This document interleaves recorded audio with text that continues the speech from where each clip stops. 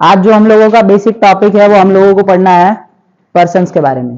ठीक है, हम इससे पहले ये जान लेते हैं कि पर्सन्स क्या होते हैं और कैसे काम करते हैं। ठीक है, पर्सन्स के बारे में अगर आप लोगों को कोई पुरानी बेसिक जानकारी है तो पहले वो बताओ, आप लोगों के हिसाब से पर्सन क्या है? बताओ, पर्सन क्या होते हैं? कोई जानकारी है? नहीं। स्वीटी, पर्सन क्या होता है? पर्सन्स क्या है? नहीं मालूम? ठीक है, देखो मैं आपको बेसिक जानकारी के तौर पे समझाता हूँ पर्सन्स क्या होते हैं।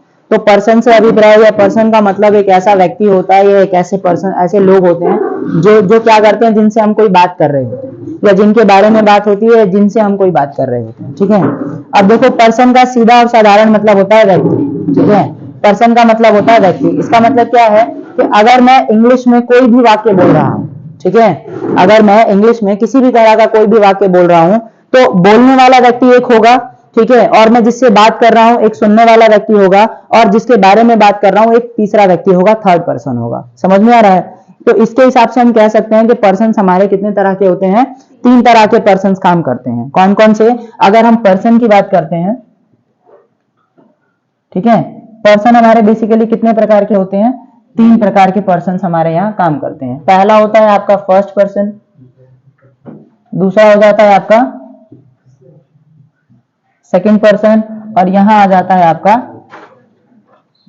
Third person. ठीक है, अब एक बात समझो कि हमें ये पर्सन्स पढ़ने की जरूरत ही क्यों है? आखिर हम पढ़ क्यों रहे हैं पर्सन्स? क्या कारण है पर्सन्स के पढ़ने का? तो आप लोग जब एक सेंटेंस पढ़ते हो तो एक सेंटेंस का जो बेसिक स्ट्रक्चर बनता है वो क्या है? Subject, verb plus object. ठीक है, सब्जेक्ट होगा, वर्ब होगा और प्लस में ऑब्जेक्ट होगा। तो ये जो सब्जेक्ट है, वर्ब है और ऑब्जेक्ट है ना, ये तीनों के तीनों जो स्ट्रक्चर आते हैं इसके अंदर ये जो सब्जेक्ट है और ये जो ऑब्जेक्ट है ये एक्चुअली में एक पर्सन होते हैं। ठीक है, किसी काम को करने वाला व्यक्ति क्या कहलाता है? सब्जेक्ट कहलाता है। तो कोई काम करेगा, कोई व्यक्ति होगा तो वो पर्सन ही होगा। समझ में आ रहा है? तो किसी काम को करने वाला व्यक्ति एक पर्सन कहलाता है। प्लस जिस काम का जिस चीज के ऊपर असर होता है, यानी कि क्या काम किया जा रहा है, वो व्यक्ति क्या काम कर रहा है, उस तरीके के काम को हम ऑब्जेक्ट कहते हैं। तो उसके ऊपर ये जो ऑब्जेक्ट है ये भी किसी ना किसी पर्सन से ही रिलेटेड होता है बेसिकली। समझ में आ रहा है? जैसे उदाहरण के लिए बोलते हैं कि मैं विजय को पढ़ाता हूं, या मैं अमन को पढ़ाता हूं, या मैं रवि को पढ़ाता हूं। तो यहाँ पे पढ़ाने वाला व्यक्ति कौन है? मैं हूं। तो मैं भी एक पर्सन है, और मैं किसे पढ़ा रहा हूं? अमन को, विजय को या रवि को, तो वो भी क्या है? एक पर्सन है। समझ में आ रहा है? और ये बात मैं किससे कह रहा हूं? तुमसे कह रहा हूं, सामने वाले पर्सन से कह रहा हूं, किसी दूसरे व्यक्ति से बात कर रहा हूं। तो जो दूसरा व्यक्ति होगा वो भी हमारे लिए क्या कहलाएगा? एक पर्सन कहलाएगा। आ रहा है समझ में? तो पर्सन्स के लिए अगर हम बात करते हैं तो पर्सन्स हमारे बेसिकली 3 टाइप्स के हो जाते हैं। कौन कौन से? First person. अब फर्स्ट पर्सन की अगर बात करते हैं तो फर्स्ट पर्सन बेसिकली कौन होता है? स्पीकर होता है। स्पीकर, स्पीकर का मतलब क्या हो जाता है? हिंदी में हम इसे क्या कहते हैं? बोलने वाला। ठीक है, कौन हो जाता है? बोलने वाला। अब एक बात बताओ, किसी बात को बोलने वाला व्यक्ति कौन बोलता है? अगर हम बोलने वाले की बात करते हैं तो बोलने वाला कौन होता है? या तो मैं बोलूंगा या फिर ना, या तो मैं बोलूंगा या फिर हम बोलेंगे। सामने वाला तो सुनेगा ना, सीधी सी बात है। अगर आप बोल रहे हो तो यहाँ भूमिका बात करेगी तो भूमिका बोलेगी, तो वो बोलेगी मैंने बोला है। या फिर अगर आप सब बोलोगे तो आप सब बोलोगे हमने बोला है। तो मैं और हम हमारे कौन होते हैं? 2 तरीके की चीजें होती हैं। कौन कौन सा?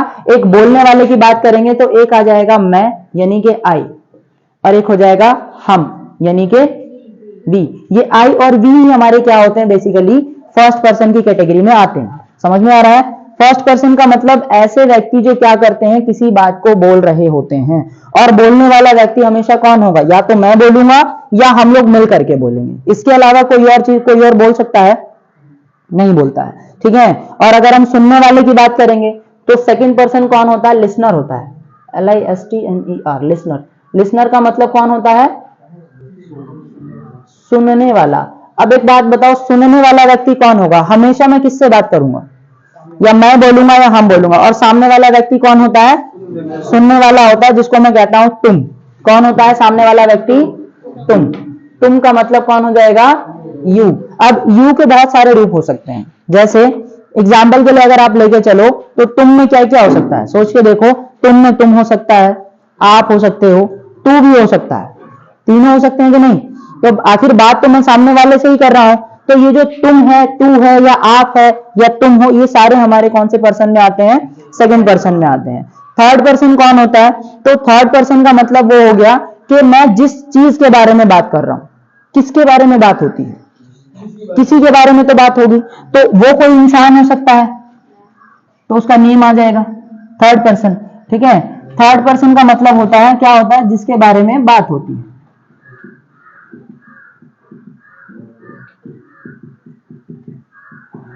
जिसके बारे में बात हो, तो यहां पे कोई इंसान हो सकता है ना, या फिर इंसान की जगह कोई पर्सन हो सकता है, जैसे कि वह। अब वह कौन हो सकता है? वह का मतलब लड़की या लड़का दोनों हो सकते हैं ना जी।